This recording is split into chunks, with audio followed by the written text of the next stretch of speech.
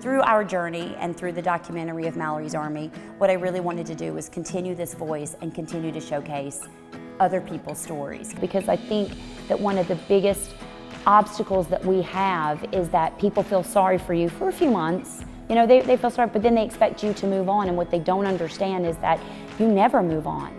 So I wanted to use my life to showcase other people's stories and the things that happen to them, but also what they're doing. They're taking on challenges that I didn't know needed to be taken on, and now that I'm living it, I go, oh, now I can get it.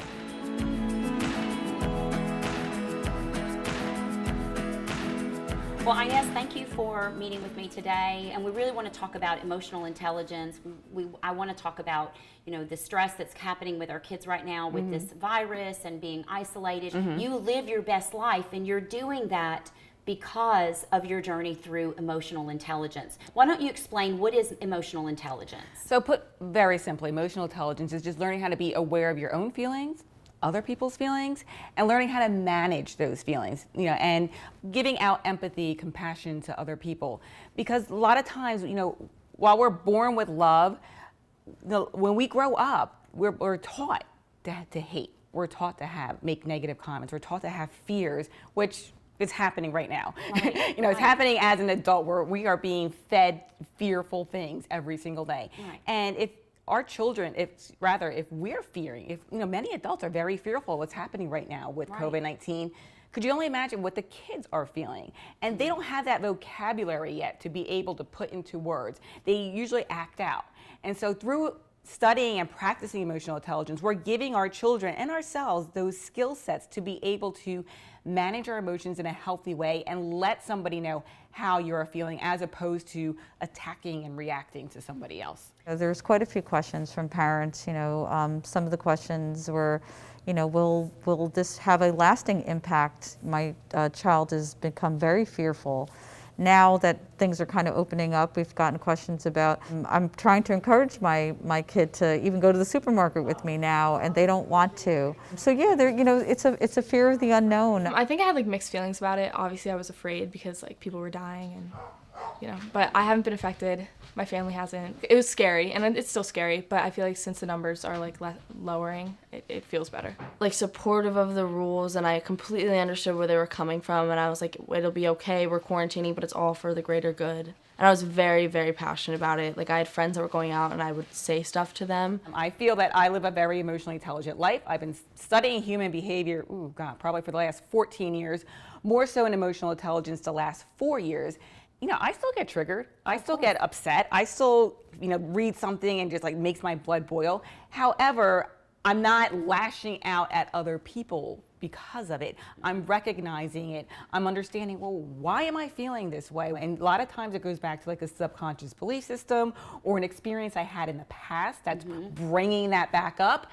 And yet now I have the tool set to say, or you know what, whether it's breathing, whether it's meditation, whether it's just going out for a walk, or just calling a friend, you know, who has a good perspective of life as well, to be able to move forward. It's the mindfulness, it sounds like. Yes. And being really conscious. Our community members have really, you know, jumped in, and there's a lot of community members that have offered meditation and mindfulness and yoga. Through the Align Wellness Center, we have all those virtual links that they can participate in, and we encourage the students, you know, how important it is to utilize those practices, and they'll be ongoing throughout the summer also. A number of our staff here, teachers who have hidden talents or in other areas, are offering, you know, family-friendly yoga, right? Zumba, and exercises. Yoga. So, and the kids are logging on, and they're, you know, and they're enjoying them. You know what? We have to acknowledge what happened in our lives in chapter 2, right? Yeah. We have to acknowledge what happened to us. We all have a story. Yes. I think that's one of the things that makes social media so important, is that you can get your story out there if someone's willing to listen to it. You have to acknowledge what happened in chapter 2, but chapter 2 does not need to define what happens in chapter 6, chapter 7, and chapter 8. And I think that is so important for parents to hear, especially what's going on right now, is that yes, we are stressed. The economy is in the tank. There is a virus out there that is killing people every single day. And so that stuff that's going on, the news media, the breaking news coverage that is no longer breaking news, it's everyday news now. And I don't believe it's going away. I think it's important that we have to now focus on what is chapter 10 and chapter 11 and chapter 12. And that's why I think it's important for us to talk about emotional intelligence. So where did it start? Like, who came up with emotional intelligence as a skill set? Well, I think it's always been around. However, the term emotional intelligence didn't come until, God, I think it was like 1990, where Dr. Peter Salovey, they wrote a scientific paper on it. 5 years later, Daniel Goleman wrote a book. He saw this article about, emotional intelligence, wrote a whole book about it, and then 1995 is when the term emotional intelligence actually started becoming popularized. However, a lot of people were like, that's just feelings. Oh, that's just emotion. That's just a soft skill set. You can't really measure it, okay? You can measure IQ. People want that concrete number, that concrete fact. That's a really good point. Right? They were really not in tune with learning what emotional skill sets are. However, as years go by and more studies are showing, and then they're coming up with scientific studies saying like how our past, how our subconscious belief system does affect how we are in work. It affects our health. It affects our finances, our career, our relationship building, our inner well-being. All of that, and they're all connected, because if you're having a bad day at work, it's going to affect you when you go home. It's going to affect your relationships, right? Of course. You're going to carry that with you. If financially you can't pay the bills, what a lot of people are experiencing right now, they are taking out that anger and frustration on their loved ones at home, or they're not being healthy. They're just sitting around, inundated with junk, like watching the news, just making them even more depressed, adding more anxiety to themselves, not feeding themselves healthy foods. We're being told not to go outside. They're not getting the vitamin D of the sunshine. They're not getting the exercise that they need. Listen, I feel it. Right. I consider myself emotionally intelligent, but I'm like waking up achy. I feel myself frustrated. I feel like by 5 o'clock I'm exhausted and tired. I'm like, from what? It's so funny that you say that. And so I will share, I let everybody know I've got quarantine hair going on right now, and I've spent half of my day this morning and time talking about how I feel with just this quarantine hair. It just doesn't make me feel good. I made a comment about my skin. I feel like that you're right. My skin needs vitamin D. Yeah. I know that I've gained every bit of 8 pounds during this time frame, because it really is about the mental component. I don't feel the same energy to exercise. Right. And I've blamed things, like I've blamed the weather, even though I have a treadmill in my home. There's this organic level of depression and in wondering, am I going to get sick? Am I not? So that's why I really wanted to do this, because if I'm feeling this way, right now, and we could also talk about the kids are feeling this way. Yeah. There's so many different categories of the kids. A lot of the conversations that we've been having with parents is recognizing age and stage. Perhaps the younger ones, they're having much more difficulty. They're home, they're working. They have a little one. Then you have the older ones who questions are like, how do I get them to get to bed on time? You've got the young kids who have not been able to see their friends and really socialize. You've got the middle schoolers that are having a really difficult time with online learning, and the moms that are now teachers. Yeah. You've got the high school students. A lot of kids, their SATs. Yeah. They're seniors. They're missing out. Seniors having the opportunity to say goodbye to the last 4 years. I know if it can be a big loss for a senior not to go to prom. I missed prom, which I'm bummed out about, but I know I'll have my senior prom, hopefully. I kind of feel bad for the seniors just because they missed graduation. We have their fashion shows. They have so many fun things to look forward to in the spring, and they kind of missed it all. Or I know from personal experience, a 17-year-old not being able to get their license for months on end. And then as COVID was happening, I was like, I don't even think I'm going to get my driver's license on time. And then first it was opening May 15th, or I think maybe even earlier than that, but my birthday's May 27th. So I was like, it's going to be open for my birthday. And then it said it was going to be the 26th. I was like, oh my gosh, I want to be there. And then they closed it. So I was like, oh.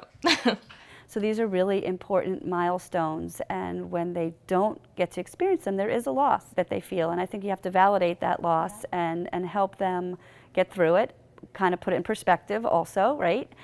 We have to address all of those. We know as adults we're feeling it. Yes. Now, would you say that emotional intelligence is the same as resilient behavior?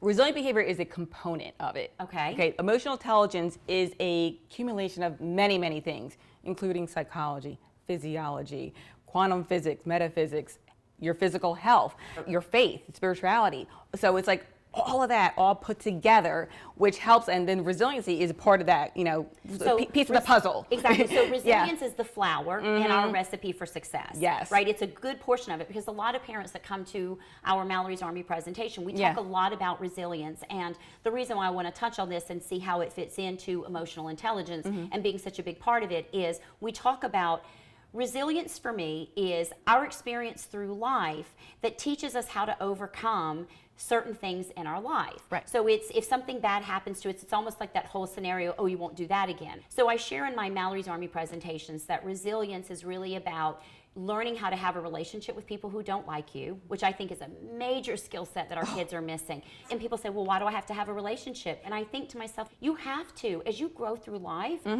you have to have a relationship with supervisors who don't like you. You have to have a relationship with college professors who don't think you're that great. And kids need to start learning that really early on in life. And I think if they were able to learn how to have a relationship with someone who doesn't like them, it's that whole let's agree to disagree. But even adults struggle with that, because they're like, if you don't believe in what I believe, then we can't. So what I learned at a very early age through socialization, which is one of the things I feel like our kids are lacking right now. But I learned that through being picked on at school, but after school I wasn't. After school, the same kids that made fun of me needed me, because we were just street kids after school, right? So we ran out into the streets and we played kickball and tag and soccer. Like we did all of those things. But again, I was needed in that moment. So I learned at an early age how to have a relationship with people who did not like me. I learned how to navigate. At school, you're going to tease me, but after school, we have a different relationship. Doesn't make it right or wrong, but it was the socialization component of an everyday life, which is why we can't say to kids, don't let it bother you. Right. Don't worry about it, because they don't have that journey. No. Socialization has slowly been ticking away from our school system. That socialization built resilience. A lot of what we are operating on is based on our subconscious belief systems, and it's automatic. We don't even think about it. A lot of times we make automatic decisions, not realizing it's because what's been programmed in our lives the entire time. Some are positive, but there's also negative ones. So it's learning how to recognize what isn't working for you and then changing it. We can change our mindsets. A lot of people think, oh, you're either born this way or that way, it's fixed. No, we can constantly grow and mature and learn from our experiences and our mistakes. And having this knowledge, we have this opportunity now to teach our children at a young age so that they can navigate through life in a more healthy fashion than us. In this, in the book that we're looking at, it's called Permission to Feel, and I love that. Yeah. Like someone has to give us permission to feel, because I do think that we are not given permission to feel. If you feel a certain way, there's always someone, and again, think about it, if a kid puts online, I'm sad, or I'm feeling this way, or I'm happy, there's always that one person who thinks that it's their job to say, yeah, but. Yeah. Right? So I love this title, Permission to Feel. But as I was looking through here, it says educators and parents have to demonstrate the ability to identify, discuss, and regulate their own emotions before they're able to teach skills to others. So to me, that really talks about the teachers have to have this. They have to have this foundation. The teachers need to be emotionally intelligent to realize that what's going on in their lives that they're bringing into the classroom. I think I know some of the students felt this, and I know teachers, they kind of look at a student and their learning style and the different modalities or ways of assessing and teaching students, and I think it kind of all boiled down into a one-stop shopping kind of thing. It was just the remote learning, and so teachers really had to figure out how to make that an enriched experience, and they had to do that really quickly. Accessing other online educational products that were out there, trying to make those Google Meets useful, and I think some of the students did struggle with. We think the kids are so tech savvy and that's their comfort zone, and it is for certain things, but I think when it comes to education and learning, a lot of them did miss out on those in the moment, point of contact, teachable moments with their teachers. And so some students, I think, struggled with that a lot. We have students that have mild to more pronounced learning needs. And so for students who it was just harder to function with just a lecture series, they needed more hands-on kinds of activities. And I think our teachers got pretty creative. I know there were some science experiments going on in my kitchen. So I think where the student entered this process, where they were at as a child and as a learner, and where their families were at, and then how it impacted them. You know, some of our families have been really greatly impacted by this. They've become ill, or they've lost people in their family or in their close circle, either to COVID or something else, and how that grief process has been played out, or there might have been economic changes because parents have lost jobs. So I think how they entered it and then how it impacted them really influence on how that child responded to it. Right, and how they return to school as well. I think those are a lot of factors that we're going to have to, you know, think about and be proactive in planning for, because so many different unique situations. When we consult with a corporation, they tell us that they're searching for employees who take personal responsibility for their work, who can get along with others, function as members of a team, not technical abilities or specializing in knowledge. They're looking for the first emotional attributes. A colleague from Rand Corporation told me that the technology advances so rapidly that companies don't hire workers for their current skill sets because they know that they're going to evolve. Yep. Firms are looking for people who are flexible, who can present new ideas, inspire corporations in groups, and manage teams, and so on. So what they're saying is today's employers and futures employers are looking for people who are emotionally intelligent. So the World Economic Forum a few years ago stated, now we're in 2020, that by the year 2020, emotional intelligence is one of the top 10 skill sets that employers are going to be looking for. So they're really recognizing this. They are investing billions of dollars over the whole country on developing these skill sets for their employees. So if our kids could learn it now in school, right, starting in preschool, they are like ahead of the curve. Right, because like you said, the skills can be learned, you can work your way through, but the character and how you respond to crisis, like what we're doing right now, how are our children responding to this crisis? How are we responding to this crisis? Are we behaving our way to the life that we want? In my case, sometimes it's just really good to take a shower, because I have those bad days, and I give myself permission to feel, and I give myself permission to feel really sad. And I think what I have learned through this is that I am mindful. I can literally say that I am grateful for the life that I have. That doesn't mean that I don't suffer from PTSD, doesn't mean that I don't cry every day, doesn't mean that I live with an element of sadness that is the only people who get it are the people who have lost children. Doesn't mean all of that, but there are times that you actually have to choose how you were going to feel that day, what you were going to do, how you were going to respond. Right now, for me to say something's probably not going to put this whole situation in the best light. I need to step back, just kind of breathe, and I'll get back to you when I'm in a better place. And don't you think that's important right now during this whole COVID thing? Because it seems between the people that want to go back to work and the people that want to stay home. Yes. There seems to be this Hatfields and McCoy thing going on, particularly in social media, where people are even putting up prompts. Not that it's bad, but how do you feel, like, should you go back? And then there is this attack method that's going on it's about, disgusting. and I look at it and I think, I sympathize with the people that need to stay home, that are fearful, who have lost somebody to this or have somebody in their family that they've lost, and that has instilled just such sadness and fear and confusion into some people.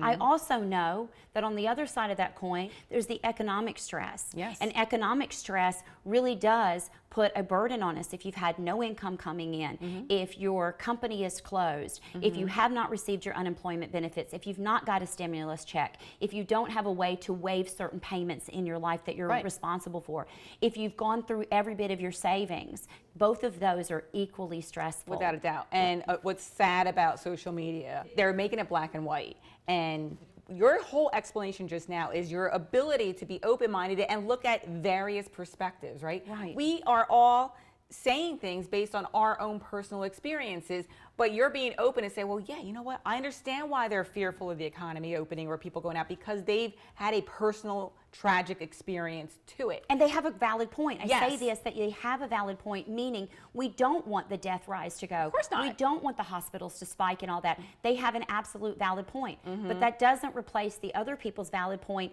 that they could lose everything. They could be, we could have a crisis of homelessness that we already have, even further, bankruptcy and the housing market, foreclosure. And that's not just about the money. For those that want the economy to open, based on everything you just explained, it's harsh to say you don't care about lives, you just care about money. That's not true. That is not true at all.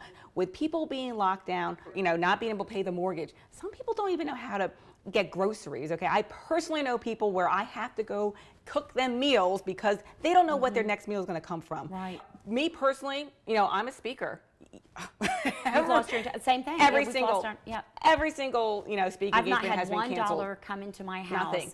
in 6 weeks. Right. And so that stress has created such a stress between me and my husband and my daughter, and things that as a senior she was looking forward to, and all of this. So there is a different stress that's going on, and there's the mental component of all of that. The mental component we cannot ignore.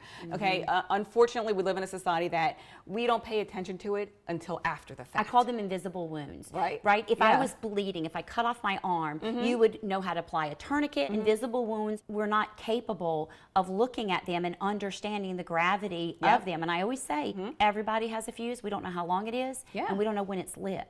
Well, and this could light a lot of fuses. Particularly, I always say that I'm always concerned about kids, and I'm also concerned about husbands, because they really do suffer in these day and times with suicides, and we've already started to see it. In speaking with outside agencies, I do believe it was heightened and more students were accessing those outside supports. But it's interesting because it wasn't only because of COVID-19 and those type of fears. A lot of it was grieving. You're missing your friendships and you're not seeing your teachers and the structure. So I think for a lot of students, and that's normal for a teenager to have those types of typical fears and anxieties, I do see that some of it was heightened in that way.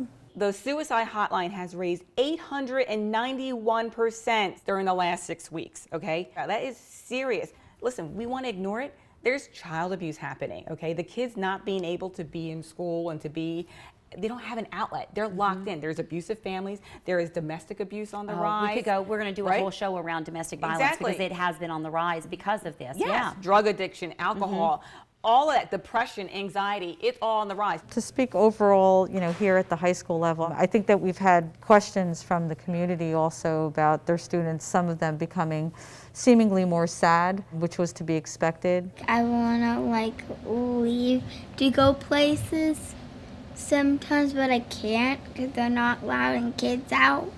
I'm missing my best friend. I was excited at first because, school. But as it started to, the weeks were getting shorter, it was about to end, and I knew I wasn't going to see my friends again. It's been hard. I miss my friends and my teacher. Life went on. You know, we've had kids who've had breakups, you know. I mean, even in COVID-19, they were still experiencing those things. We had officially started dating the day I left to go home and the day that he left to go back to California, which was kind of interesting. So we actually did long distance for 4 months last summer. We dated all year. We were 5 days shy of a year long relationship.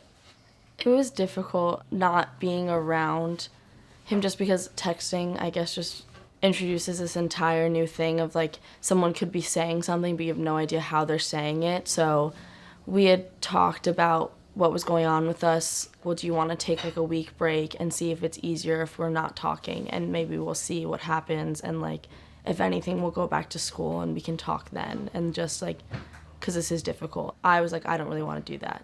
Experiencing the loss of the relationships and the type of relationships that, you know, they would have had just seeing kids in the hallway, you know, that's part of their high school experience. Just trying to get through that there will be a light at the end of the tunnel.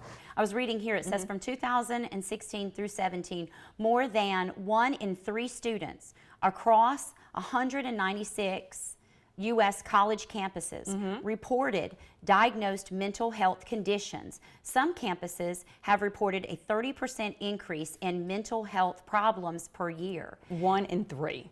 So those things haven't gone away, and now you add COVID-19 on top of that. Depression is the leading cause of disability worldwide. Yeah, and it's been for a long time. This is not a new statistic. Right, yeah. But imagine what's going on now. Yeah. The depression that we're facing right now. It is. As adults. Yeah. And as kids. We have a very good grasp on our emotions, on how to manage them in a healthy manner, but we are still feeling it. It takes work. You have to consciously think about it. Sometimes just acknowledging permission to feel. Yeah. in all of this, I actually did a Zoom call the other day with a great group of ladies, and it was discussing the difference between happiness and joy. And I was like, thank you so much for pointing out being joyful are not necessarily things. And she explained that joy, what brings you joy? Music, color, the way that cilantro tastes on your tongue, right? So after I had this Monday call, I was like, I was really mindful, right? I went to my sink and I smelled the basil that was growing in there, and I was like, oh, this is what joy is. And just having someone point out the difference between happiness and joy made me better later on. This is a positive effect of the COVID, right? We could take good out of everything. Right. This is a positive effect that, yes, I'm actually enjoying my home a lot more. You know, I took it for granted before. This is just my house. But you're right. I have been able to, I didn't realize how tired I was. I didn't realize how much I was running around. I didn't realize how much stress was in my life. I didn't realize how much time I wasn't spending with Carly, and just being able to be home with her before she goes off to college. I'm actually really grateful to be home. Life got completely uprooted and changed very quickly, but I was being at school, I was missing a lot of really important things for them, especially being new in elementary school. Like, I missed both of their first days of kindergarten. I missed Brielle's birthday. It was nice to be able to be home for stuff like that, even though they weren't necessarily having a lot of stuff going on for them either, just because they didn't have school and they didn't have their after school activities. Getting to have an extra 6 months that I wouldn't have had to be with them and spend time with them and like form a better relationship with them has really been nice. Like, it's definitely been the most positive thing to come out of this. The mothers that are raising middle schoolers right now and having to do online learning and the pressure of that, or the parents that have 9th and 10th graders who are really worried about multiple children and they have it. My sister has 4 children. Like, her plate is really full, and to be all this online learning and trying to educate and navigate all this, I am worried about today's kids. What do we need to be doing as parents with today's kids, and how can they start with emotional intelligence? What are the skill sets? What do they need to be doing? Like, help us through this. We need to teach ourselves first, right? That's really important, because put the oxygen mask on ourselves first, right? Right. Listen, I'm guilty of this too, where I'm always like, we have to teach our kids X, Y, Z. Then I realize a lot of these parents don't even know how to do it themselves. So we need to take that initiative to learn ourselves, be aware of what we're saying, right? Read the body language, the nonverbal cues of our spouses, of our children. What are some of the nonverbal cues that we could be paying attention to? Children are a little bit easier to read sometimes because they are a little bit more vocal than adults can be. But we have to see, like, you know, if they're suddenly just being withdrawn. Or are they not talking to you as much? With a middle school child, they're not comfortable telling you what's happening. That's why it's so important that we're constantly educating ourselves. How many times, and we grew up with this, do as I say, not as I do. Right. That's the worst thing you can do. I was reading here, and I thought this was really good. Experience everything so intensely, from boredom to frustration, anxiety, worry, excitement, elation. And if we sit for hours in a classroom, expected to pay attention to every word spoken by a teacher who's probably under similar emotional pressures. And that caught my eye as we talk about that, because to me, that would be really important for us to acknowledge that boredom is a trigger. That's really valid. I want this coronavirus to be over because I'm bored. Okay, now a reactive statement will be like, what do you mean you're bored? You're so, be grateful for this home that we live in, and you're comfortable and you have food. And then I have to stop, like, well, wait a minute, no, like he's bored. He's allowed to be bored. His whole life was just taken away from him, his social life. I mean, remember when we were in middle school, your friends were like the most important things in the world. Well, people always say that. Yeah. And this is all part of my presentation oftentimes with the parents, and they say, well, when did it happen? And I give them this analogy. Yeah. I go, in preschool, it's my mommy said. Yeah. Right? My mommy says I don't have to do this. My mommy says I don't have to take a nap. And we always joke and say, well, the state of New Jersey says you do, right? If you work in preschool. But we always laugh and say, my mommy said, my mommy said, my mommy said. When they get to kindergarten, first, second grade, it's my teacher said. Yeah. My teacher said that we have to color it this way, or my teacher says this. All of a sudden they get to 3rd grade, you know what they say? My friends say. Yeah. The minute that they say, my friends say, we've lost them because they have leveled, their peers have elevated and moved into a different. So now we have literally taken their peers away from them. Talk about social isolation. Yeah. I think the isolation and the exclusion of this, and I'm sorry, I know that they're FaceTiming and they're It's not the same. It's not the same. No. I know it's what we have, but it's just not the same. It's something, but it's not. We have to let them know that it's okay to feel this way. This is a very, very unique situation where the entire world is going through it. It's okay to let their kids know too that we don't have all the answers right now because we're trying to figure it out ourselves, right? We have our responsibilities. We're going to do our best to work together with the current information that we have. Which changes daily. Exactly.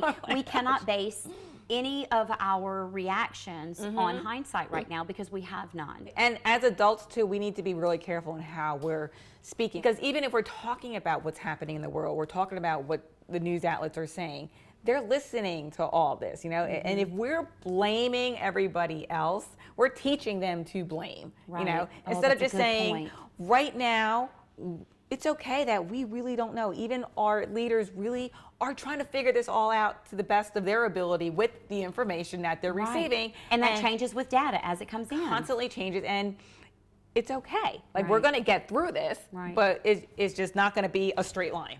Right. And that's with anything in life. The quicker they learn that, the better off. I think staying informed, like really making sure they're connecting with what's being posted by the school, and when information is rolled out to them, making sure that they stay informed about what that looks like, having conversations within their family about how those plans may impact them. There's a lot of decisions that parents have to make. So, you know, even if there's some kind of hybrid return to school or complete return to school or continue with remote learning, what is their comfort level with resuming other activities and other social experiences? So there's that piece, you know, to it as well. And I think the other issue is if they are a vulnerable family for one reason or another, if they have, you know, a compromised health situation that they're experiencing, is that they've got to not only consider that, but also reach out to the school. So, you know, communicate within the family, but also communicate with the school about how that may influence their decision or readiness or availability to return to the school. Know who your resources are, what your resources are, who a point person could be,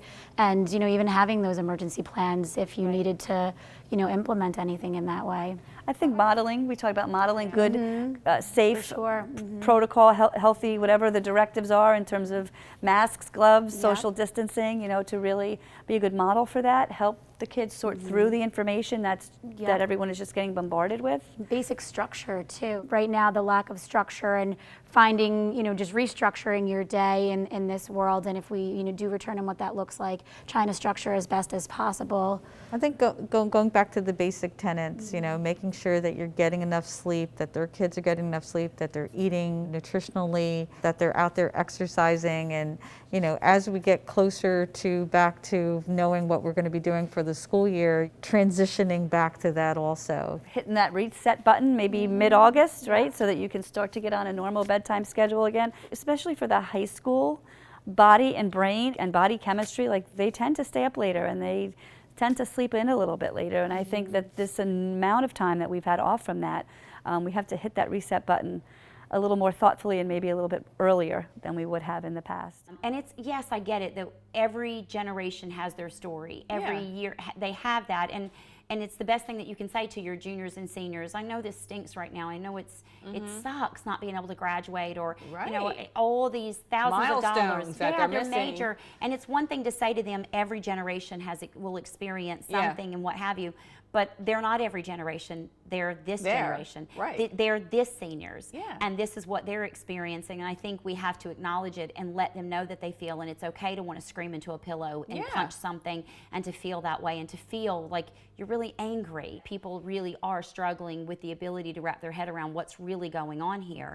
And so I think that's why you're starting to see all these Facebook fights and people posting, if you don't agree with me, delete me. Why? Why do I have to agree with you and not be able to have you as an acquaintance? Why can't we have different perspectives? I read constantly where people are having trouble sleeping. And they're having... I am too. Yeah, they're having trouble sleeping. Their sleep patterns are off. Their eat patterns are off. We're putting garbage in our bodies and expecting to feel good about it. And it's just not. And we're self-medicating through this. I don't think that people feel safe right now. And it doesn't matter. Levels. That's just going to say, it doesn't matter. And I think this is a really...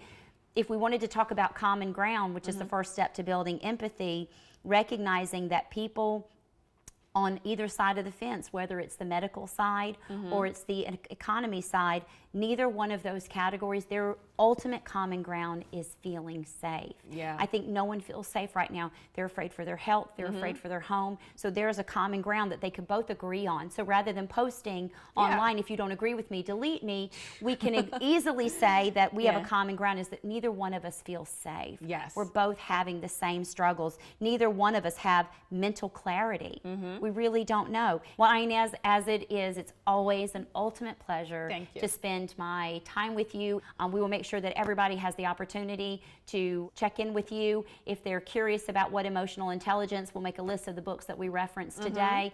And on that note, take the temperature of not only your children, but also of yourself. Are you taking care of yourself? Are you healthy? Are you happy? Are things going on? Let's get this going with emotional intelligence, and let's create a new you so that you can have a better perspective, not only today, but for tomorrow. I thank you for your time. I appreciate you, Inez, for being here. Thank you. And thank you for everything for listening.